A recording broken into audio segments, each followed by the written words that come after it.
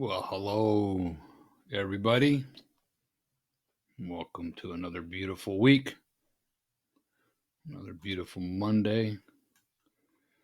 Out here in the desert, it's in the hundreds already. It went from 85 to 100 overnight. So, kind of amazing how that happens out here. There's really no gradual gradual flow from mid mid 70s, 80s to 100. It just bam overnight. But that's okay. That's okay. Beautiful out here. It's going to kill the coronavirus off, so to speak. Hope you and your families are all safe, staying safe, beating out this coronavirus. No, I'm enjoying life still, keeping safe, but having fun. Still doing some things that I love to do and enjoying the outdoors and just keeping my social distance is a big thing. So that's all we got to do. So I can't wait for this to be over. I think it's going to be over sooner than later. And when I'm reading on a lot of different reports and hearing from a lot of different nurses and doctors that this is way smaller than it is big. It's serious. It's serious. I'm not gonna discount the seriousness of it, but it's nowhere near as big as people thought it was gonna be. So, and I kind of like to stick with that view. I'm an optimist, but again, I still take care. I do social distancing, wear my mask when I'm out in public, and live life. I don't want my freedom stripped from me. That's one thing I'll always fight for. Um, and I'm afraid that's kind of what's happening right now at this point in time in life is that our freedoms are being stripped from us to some degree. So we'll just have to hope that doesn't happen. Hope it's just something temporary. So God's got a bigger plan. He's in control of this whole mess, anyways. And maybe this, like I said before, this is just a wake up call to snap us all into a little bit of, hey, what's important in life? What's really important in life? Families, spending time with family. Um, I think that's probably one of the most important things that there is to do in life. And we've gotten so far away from that through the world and keeping up with the Joneses and money and things and everything else. And don't get me wrong, making money is important. We got to have money to live, and having things makes life, and having that little extra money does make life very comfortable. There's no doubt about that. But when we lose focus on what's really important, i.e., the family structure, and our main focus is just making money, so that we have money in the future that might not ever come. Therefore, we're missing out on things of today. Well, it's your call. It's whatever you choose to do. But um, I just choose to live. I choose to live life and enjoy life. So we're gonna finish up chapter 11 today. Chapter 11, which is blame and shame, part 4. And I'll start with this quote again. I kind of like it. It just reminds me that by Dwight D. Eisenhower, that the search for a scapegoat is the easiest of all. The search for a scapegoat is the easiest of all hunting expeditions. Searching for a scapegoat is the easiest of all hunting expeditions. All we gotta do is look to our left, look to our right, look in front of us, look behind us, and just point our finger, and it's your fault, not mine. I hunt, and hunting wild game is not easy. It's hard. It takes a lot of very hard work, a lot of strategy. They are wily creatures of the wild, and they can outsmart you in a half second, the blink of an eye. They're there 1 second, and they're gone the next, and you'll never see them again. So real hunting is hard, but hunting for a scapegoat, look to your left, look to your right, look in front of you, behind you, point your finger, and that's your scape. His fault, not mine. Her fault, not mine. I didn't do it. She did it. If that person wouldn't have done this, I wouldn't have done that. Blame, blame, blame. So, on this, what we're going to do, I'm talking about two more things. And actually, this is a really big chapter. And There's just a lot in it. So I'm going to suggest that you all get my book, Healing the Wounded Child Within, on Amazon. It's in Kindle, Audible, and on paperback as well. But this is in the subsection of, is why did it happen really the question to ask? Is why did it happen really the question to ask? And most survivors, we spend a lot of time doing that. I mean, I did. I spent a lot of time. Why me? Why did the abuse happen to me? Why are people so messed up? Why didn't anybody believe me? I can remember walking down the street, looking up in the heavens, going, God, are you kidding me? Out of all the millions of kids in the world, I can remember it just as clear as it happening today. What? Why me? Why did this happen to me? We think that if we can only get the answer to that, then we'd feel a lot better. And the reality is, you probably wouldn't feel better, because then it would be more questions. There'd still be more and more questions. Hey, Lauren, how are you? Good to see you. And the reality is that we'll probably really never know the answer to any of these questions. But what's important for you to do is remember this: is that it wasn't personal. And that's a hard one to bite off. And people hate when I tell them don't take things personal. But that's the truth, is we can't take things personal. And remember this, that hurt people hurt people. Now, does that justify what they're doing? No. Does that condone or co-sign what they're doing? No, not at all. But hurt people hurt people. They want to drag other people under their shame with them. Or into their pain. I'm sorry, into their pain with them.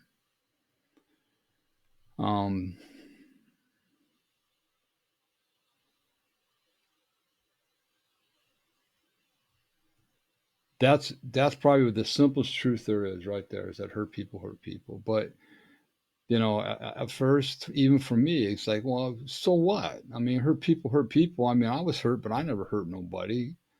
And that in itself is a lie. That in itself is a lie, because we're hurt and we hurt people. I hurt my wife. I hurt my family. I hurt a lot of people in my life. Remember, when I'm talking about hurt, I'm not just talking about physical hurt. I'm talking about emotional hurt and spiritual hurt too. There's a lot of different ways we can hurt people. Our words are the worst. Okay? So it's hard to buy into that. It doesn't magically make everything better. But what it can do is when you can sit back and just kind of like digest that a little bit, right? It'll help bring some wisdom to you, and compassion and maturity to the painful memories. All right?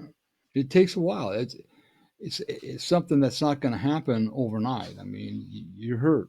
You have a lot of deep scars. I mean, these scars are deep, deeper than you can ever imagine. They're that deep in your psyche, and so it takes time for this wisdom, this new game of wisdom, this compassion and maturity, right, to understand how these painful memories came about.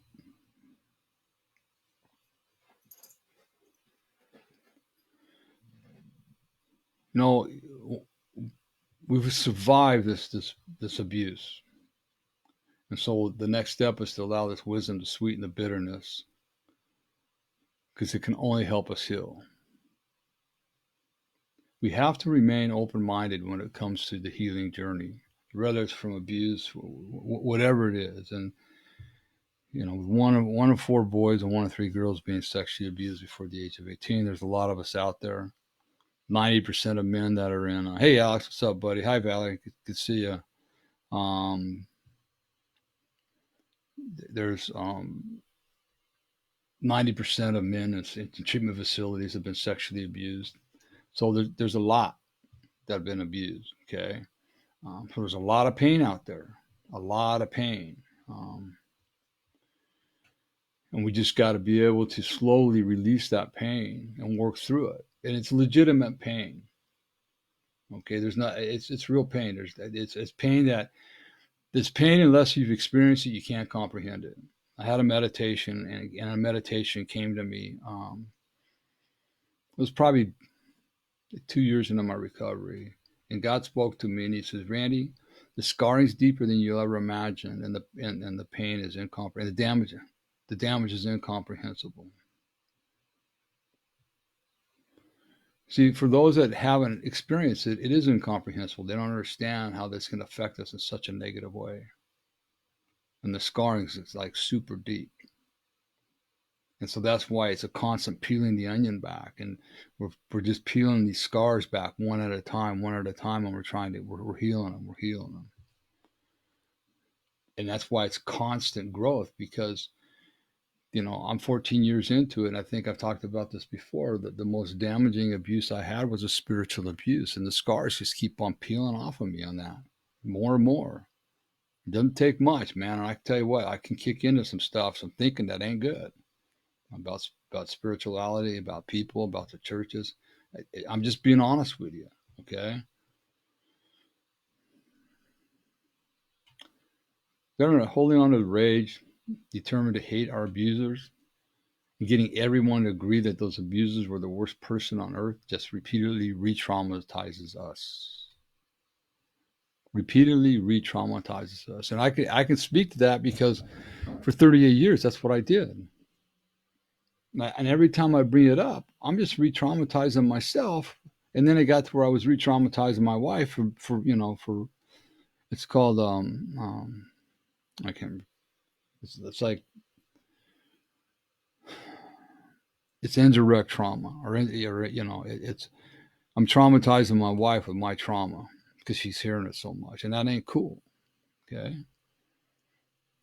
so yes, and part of that comes on. Part of that comes because we've never been heard. We've never been able to tell anybody our story. And when we try to tell people our story, it's usually, well, it happened a long time ago. Get over it. What are you holding on to it for so long for? You just need to forgive, forget, and move on, so on and so forth. Okay. So there's all these things that we hear from the outside world, and all it does is cause more damage to us. And so we're constantly repeating and re-traumatizing ourselves because we're not talking to the right people.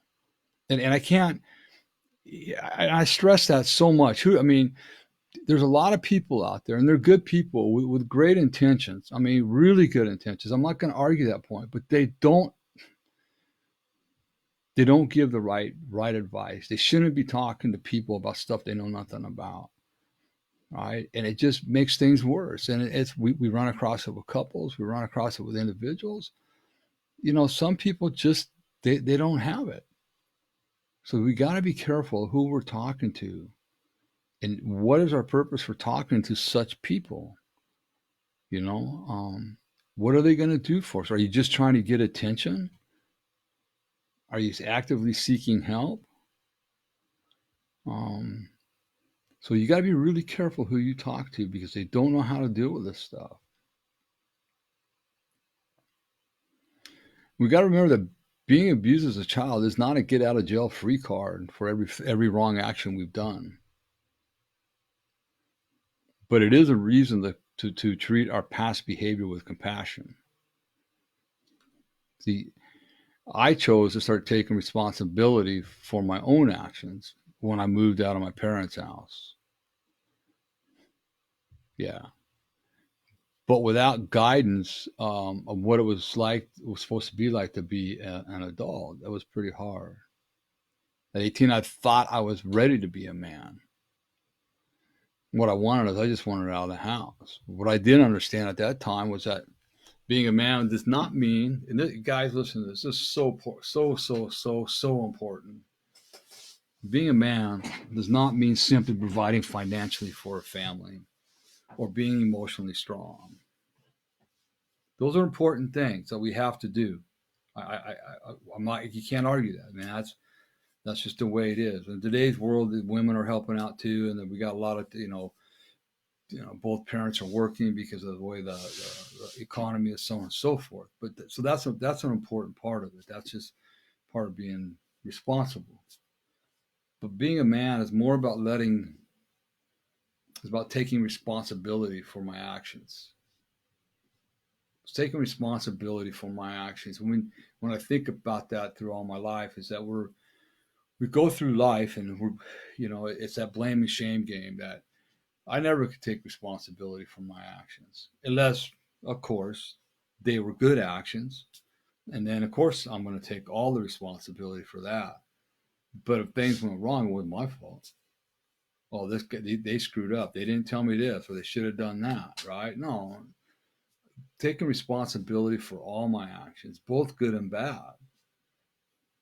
It's okay to take responsibility for a good action. It's okay to feel proud in a humiliating way for the good that we do in life. But we're human beings, and until we can admit our mistakes, we can't fix them. And more importantly is, if we don't know what it is behind our mistakes, we can't fix it. In other words, if we don't know the what or the why, how can we fix the why? We can't. Being a man is about letting go of the story. For me, the letting go of the story that my mother is a horrible person who should have protected me from my stepfather. And that's, why did she protect me? I had to let go of that story. Yes, as a mother, that's their job. I'm not going to argue that point, but I can't hold on to that. I don't know why I know there's reasons why today, but until you get with somebody that's healthy and you start the recovery journey, I would still be blaming this on my mother and why didn't she, why. But now as an adult that's sought mentors and I've been on this journey for 14 years. Hey, my mother was hurt. My mother was broken beyond broke, right? She didn't know how to be a mother. As she told me in 1970s, she was being submissive to what my stepfather said to do and was doing. That's what they were supposed to do back then. All right, well, okay, that's her excuse. That's her excuse. I can't change it. Matter of fact, here's the deal about this: is that we can't do nothing about our past abuse. It's over with. It's gone. It's finished. The only thing we can do is we can start moving forward in a corrective and healing manner. Okay. Here's something that I wanted you to think about. That all that may be true, but it's childish to hold on to it. So all this I just talked about is true. Okay. But it only allows the bitterness and rage to consume me. That's all it did. So just the bitterness and the rage would just constantly consume me because I was always thinking about what she didn't do or what she did do that was bad, right? And to the point to where that's when I turned to the drink and drugs to numb my pain. Okay. But now that the abuse is over and stepping up and being a man means learning to be a good person while protecting my family and myself. So all that may be true, but it is selfish to hold on. It's childish to hold on to it. So I want you to think about something. I can see it in my life. We're adults, but at some point in our childhood and our teens, and we started drinking or using, that's one point. You got abused. That's another point. We quit growing up. We grew up physically, and we knew how to kind of do life, but not on life's terms. So for me, I was running this business, big business, but I was acting like a child when things didn't go my way because that's all I knew how to do.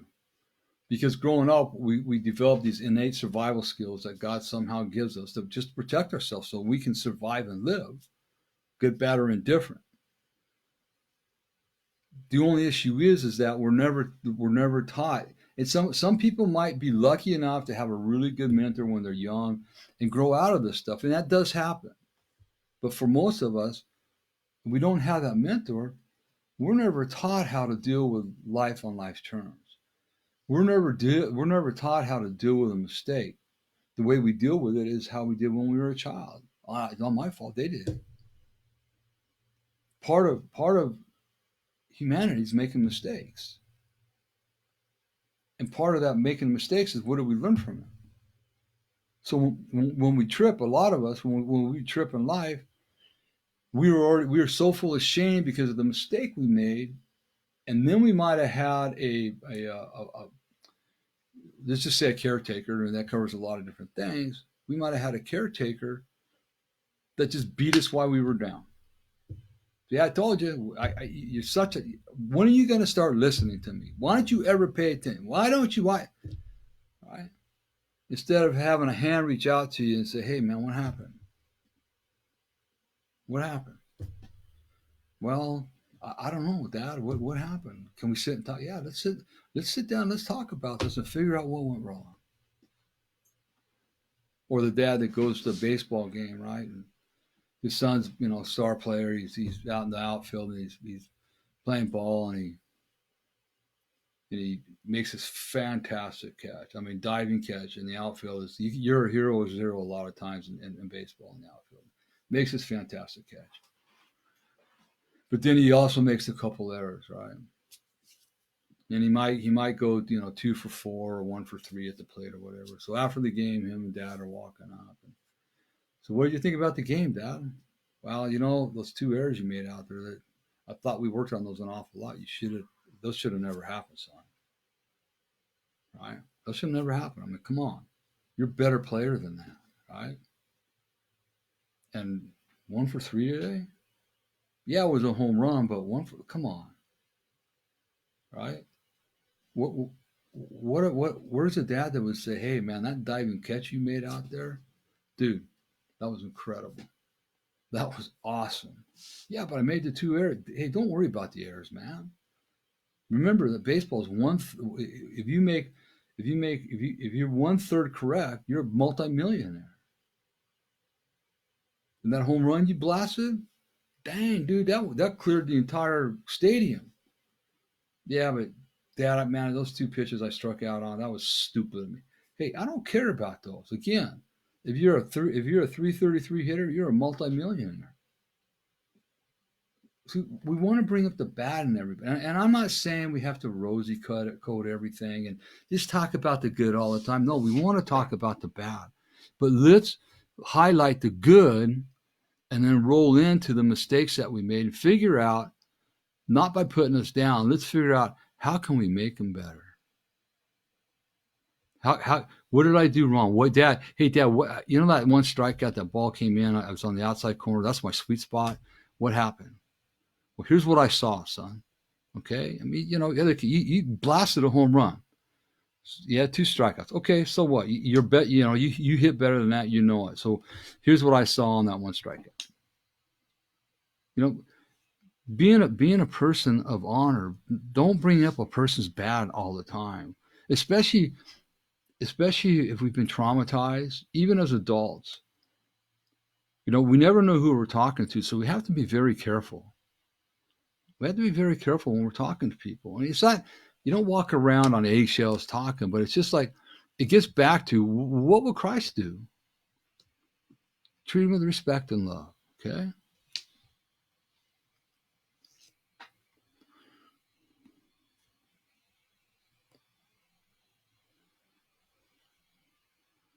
See, like I said earlier, my mother was a hurt person, really hurt person.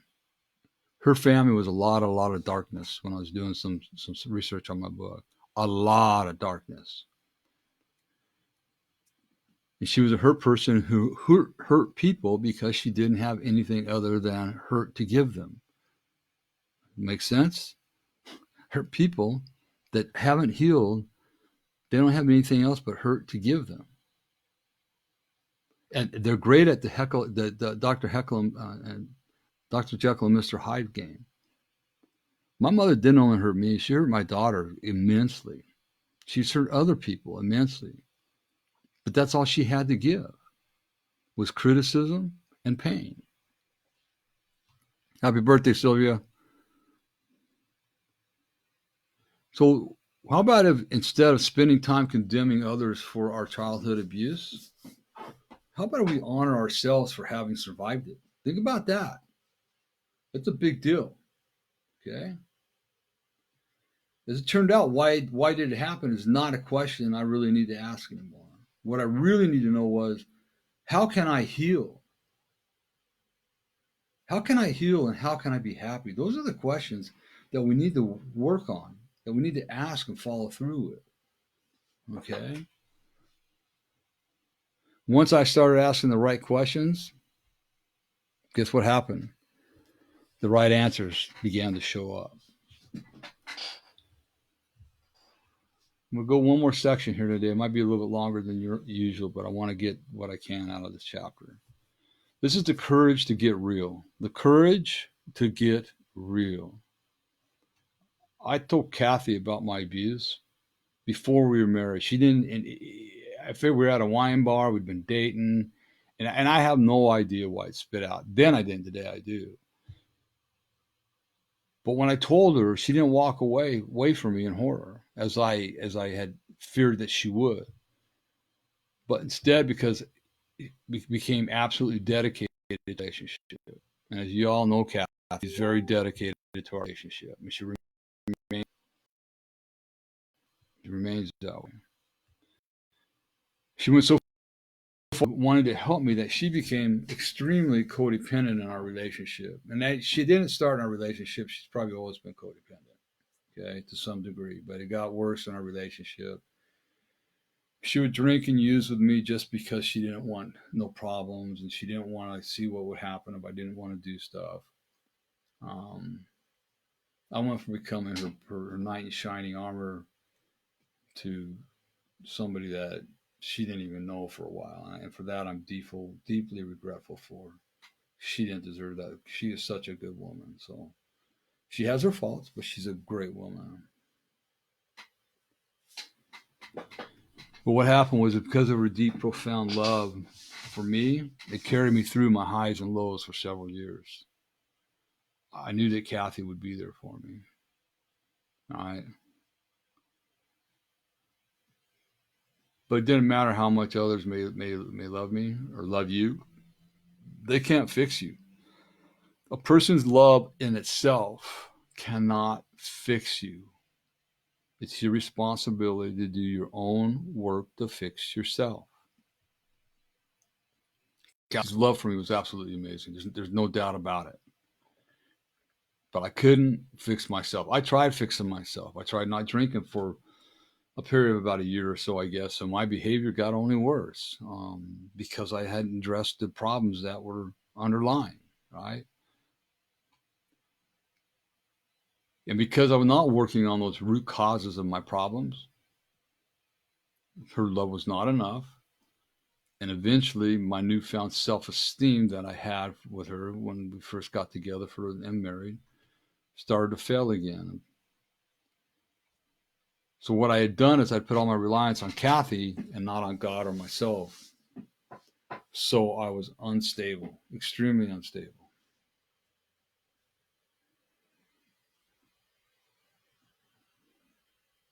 Although that I had anchored my reliance on a loved one was unfair to her, it was also very, very human. So we anchor our love, when we put that kind of love on another human being, it's extremely unfair to them. It puts so much added pressure on them. Just think of it as a kid. When you're a kid, and you're supposed to be enjoying life. You're supposed to be learning about life, but you know, for a while I was my mom was divorced, and so I was coming home from school. I was having to clean the house. I was having to cook dinner, and this is in first, second grade. 7, 8, 9 years old, and it's like clean the house, make dinner for my brother. I wasn't able to be a kid. That's undue pressure that kids do not deserve. Yeah, we have to learn how to do that sometime in life. I'm not going to argue that point, but we're also supposed to be kids. We're supposed to be allowed to be kids and enjoy life. Go outside and get dirty. Play in the dirt. Play in the mud. Chase butterflies. Get stung by bees. Well, unless you're allergic to them. I mean, that's part of growing up. That's part of what we're supposed to do. So for me to put all my worth on Kathy, it was absolutely unfair to her. It shouldn't have. I can't rely on her for my happiness. There's days I tell Kathy, I don't like you right now. I don't like the way you're being, man. And I can either go to a place of just like pure, oh, she's picking on me and I don't like her, or it's like, I don't like her right now. I love her, and I'm just gonna go somewhere else to do something else for a while. It has nothing to do with me. She's got her own issues. See, when I told Kathy about the sexual abuse, she still loved me, and it became very easy for me to depend on her for love and approval. See, I never got approval growing up as a kid. I really never had any good love other than my grandparents. But to have that one person that was real close to you and intimate with you, instead of working on developing self love and self approval, I was dependent on her approval and her love instead of working on my own. See, I tell this almost everybody we work with that you can't love anybody else until you can love yourself first. You can only love others as much as you love yourself. Even the smallest of arguments would just kill me, would devastate me with Kathy. I just felt like such a loser. And it come to a point to where um, I started feeling so bad that I started drinking and drugging on a regular basis again to deal with the old shame from the abuse and the new shame of feeling like a failure as a husband. Because again, I was never told that, hey, you're going to disappoint people, Randy. People, you're not going to make them happy all the time. Don't worry about it. You just worry about, you want them to be happy. You want to be with them, but they're going to have bad days. So what happened was that my life slowly started slipping back into the addictions. It took more than 2 decades of pain for me to finally find the courage to face my fears and confront my past on my own.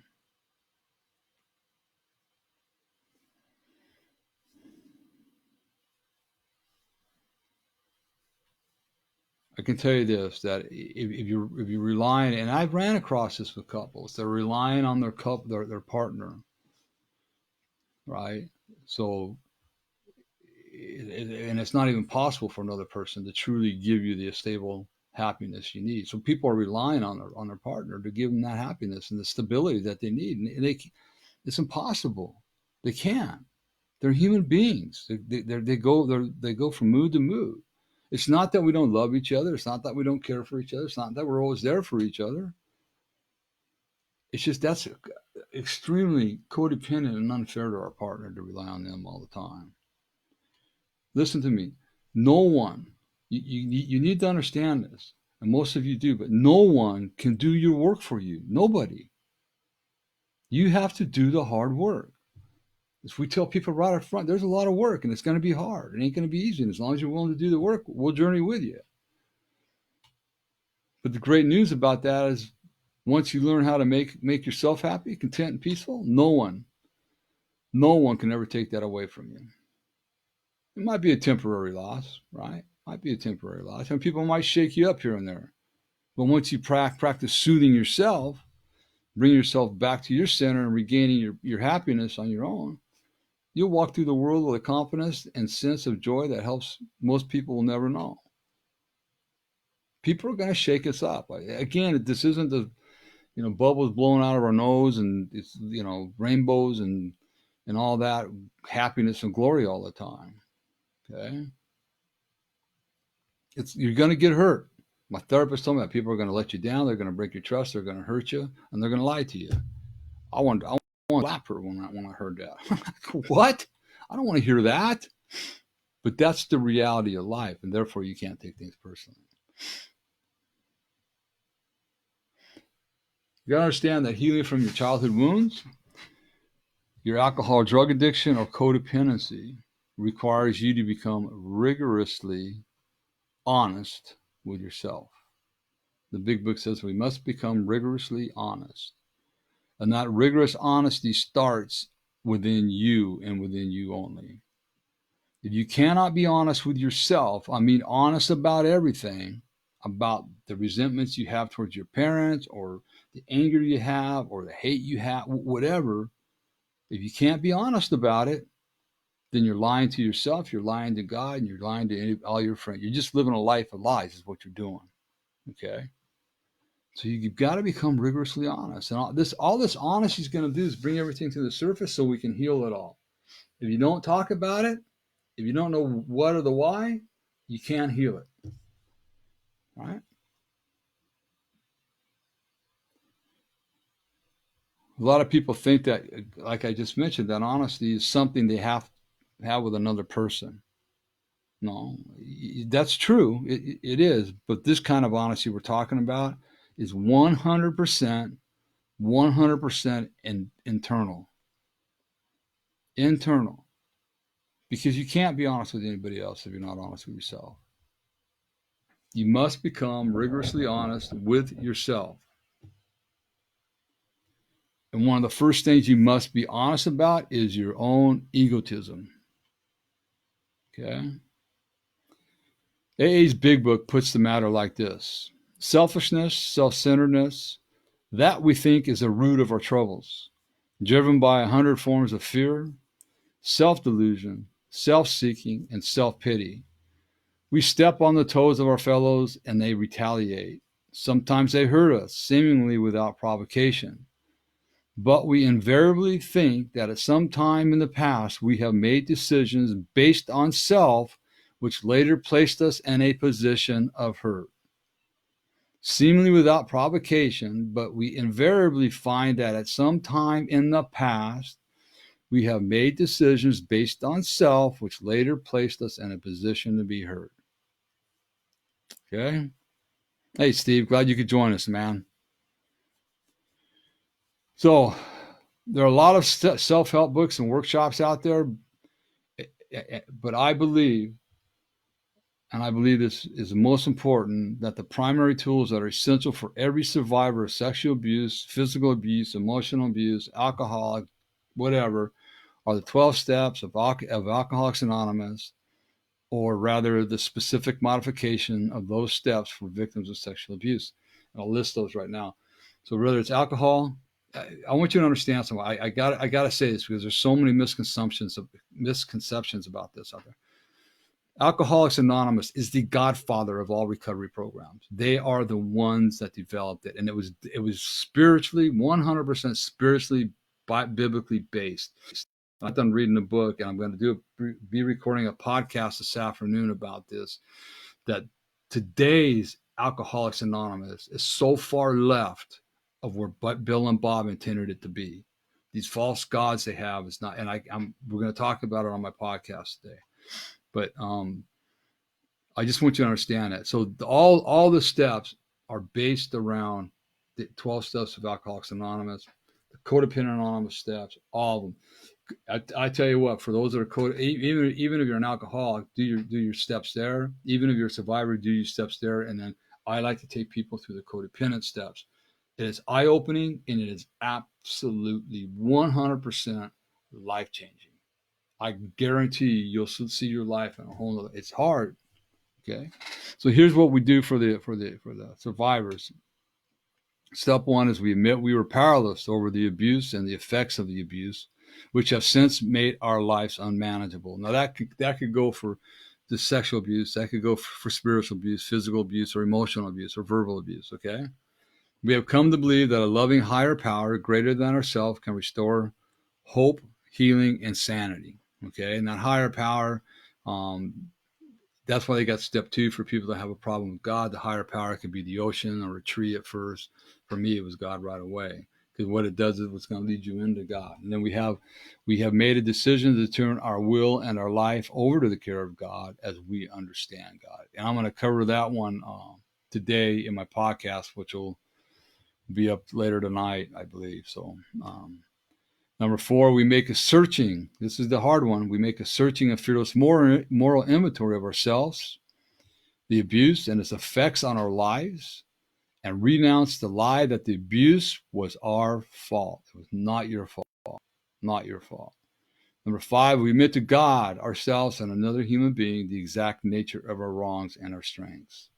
And this can be difficult for people. Well, I can admit to God and I can write it down, but why do I got to tell another human being? Because until you do that, it's still in your head.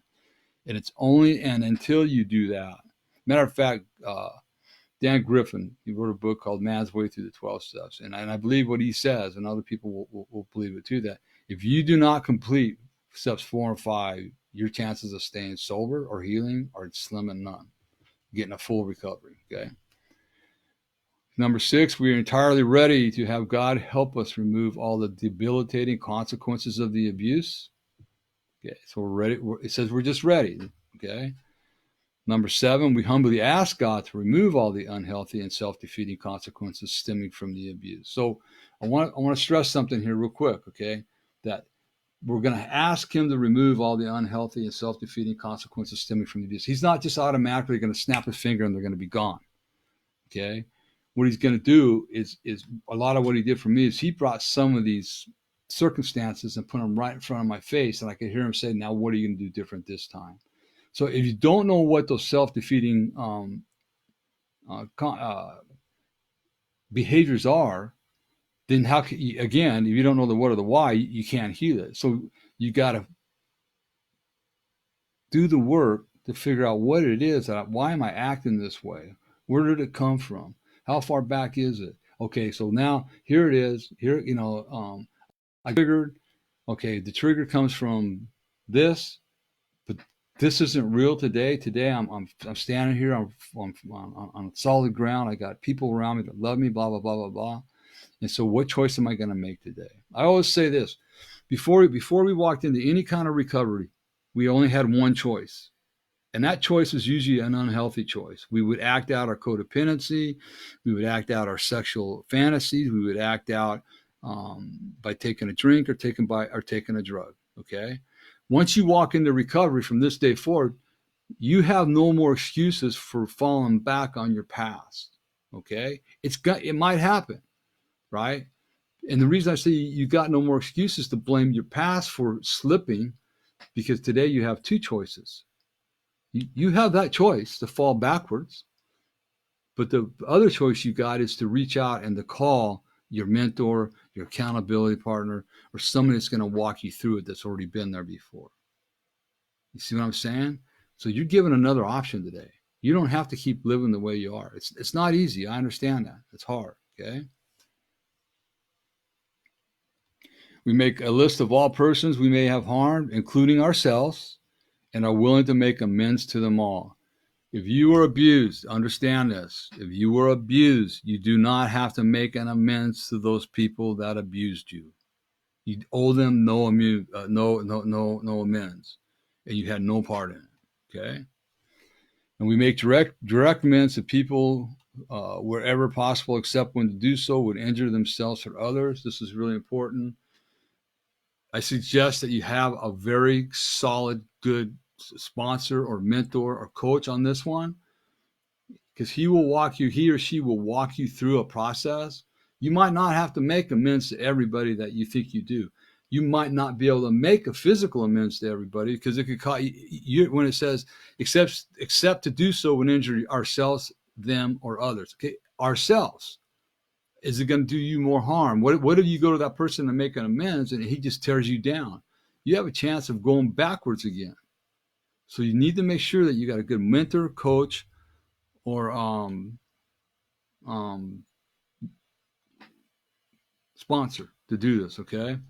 And number 10, we continue to take personal inventory as new memories and issues surface. We continue to renounce our guilt, but when we are wrong, we this is important, we promptly admit it. Okay, that means like now.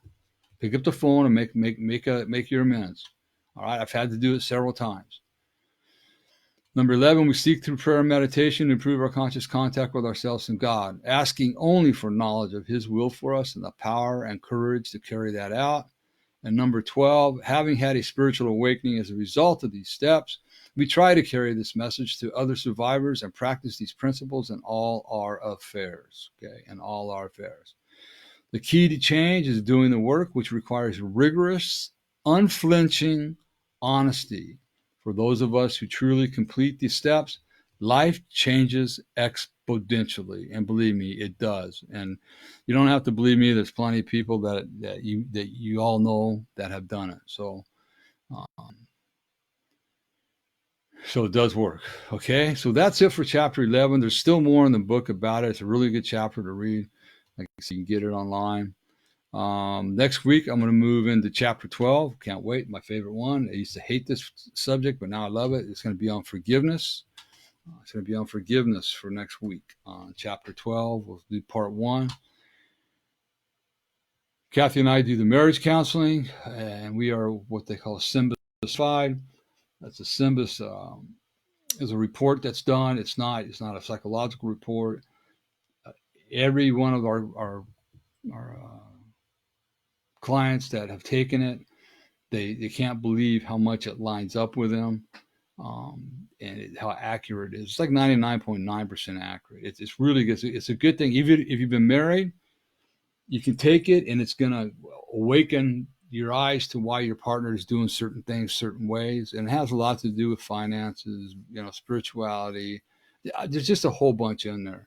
And if you're not married and you're going to get married, when we counsel, when I'm going to marry somebody as part of their counseling, they take the SYMBIS test, and then they are also getting counseled at the same time, and it really, really opens up and gives each other understanding of where they're at in life. Okay.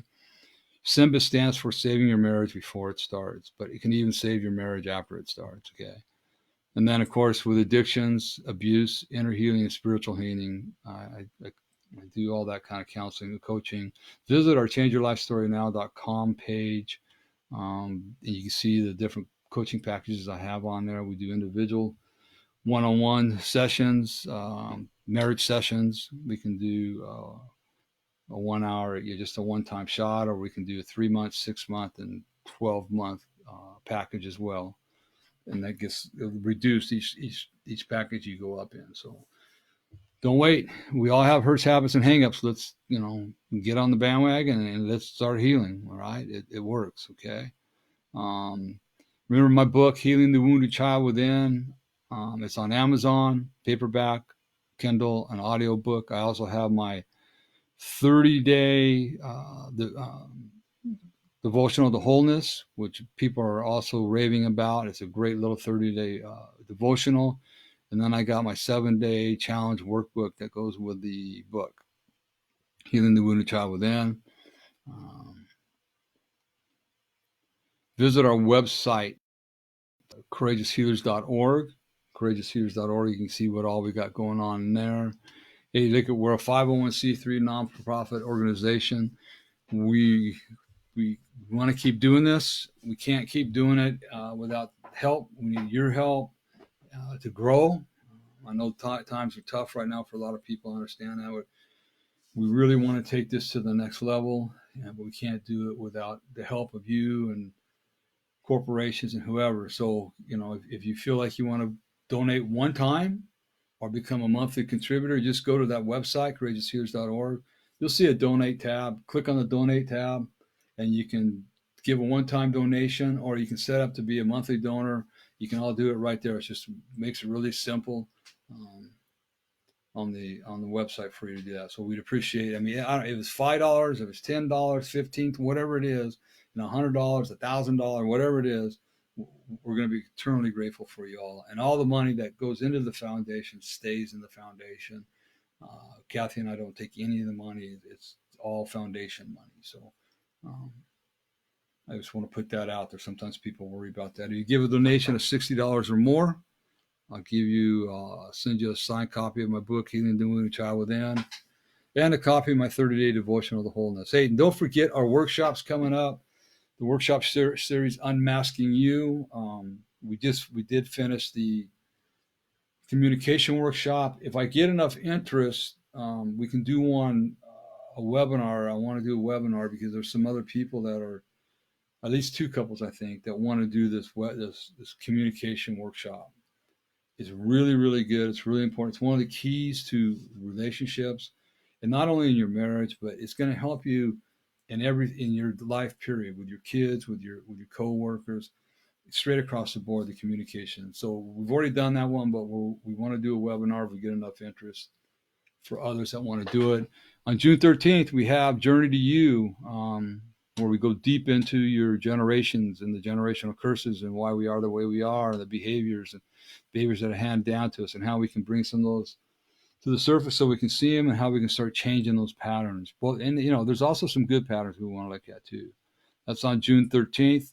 And then September 12th, the presentation is Secrets in Silence. We all have secrets in silence, and we're only as sick as our deepest secrets. So we're going to go into a lot of that. keeps a lot of people stuck in shame and a lot of people stuck in their addictions as well. And then December 5th, right before Christmas, we're going to do forgiveness. Okay. Now, you can go to the website. I'm gonna post the link right here. You can go to the website. You can check out everything that these are. Just look at the workshop. The link will take you right there. Okay. And then register today online.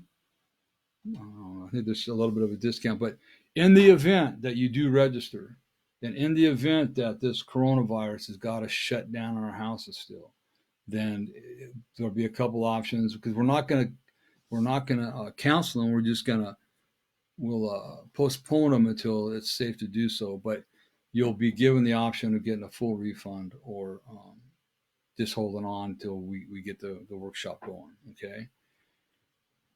So just look forward to more of what's coming up with the Courageous Healers. Tonight, like I say, I am